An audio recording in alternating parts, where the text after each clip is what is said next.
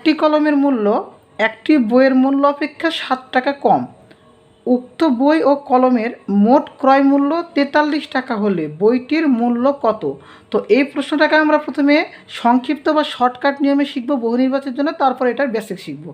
যদি এখানে কমের কথা বলে তবে আমরা যোগ করব, যদি বেশি বলে বিয়োগ করব। তাহলে এখানে যেহেতু বলেছে 60 টাকা কম, তাহলে এই ক্রয় মূল্যের সাথে আমরা এই ক্রয় মূল্যের সাথে যোগ করব এবং ভাগ করব 2 দ্বারা। ওকে, তাহলে 43 যোগ 7 করলে কত হয়? 50 ভাগ 2, এটাকে কাটাকাটি করলে কত হবে? 25। এই ছিল আমাদের অ্যান্সার। তাহলে এখানে উত্তর কত হবে? 25। এইভাবে আমরা সংক্ষিপ্ত উত্তর করতে পারবো। কিন্তু এই প্রশ্নটাকে আমরা যদি রিটেনের জন্য বা লিখিতের জন্য বা এই প্রশ্নটা বেসিক শিখি, তাহলে আমরা এখন শুরু করব। একটি কলমের মূল্য একটি বইয়ের মূল্য অপেক্ষা এত টাকা কম।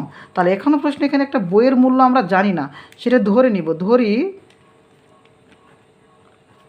একটি বইয়ের মূল্য x টাকা। তাহলে এটা কী ধরলাম? আমরা একটা বইয়ের মূল্য ধরলাম। তাহলে এই যে বইয়ের মূল্য ধরলাম, তাহলে কলমের মূল্য কত হবে? কলমের মূল্য বলেছে কত? বইয়ের মূল্য থেকে 60 টাকা কম। তাহলে বইয়ের মূল্য x থেকে 60 টাকা কম। ওকে, আমরা বাংলায় 7 লিখলাম। 60 টাকা কম মানে বিয়োগ।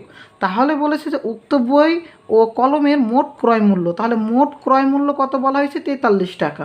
মোট ক্রয় মূল্য 43 টাকা। তাহলে এটা ছিল বইয়ের মূল্য, এটা ছিল কলমের মূল্য। আমরা এই দুটাকে কী করব? যোগ করব। x plus x minus 7 is equal to 43, বা x যোগ করলে কত হয়? 2x।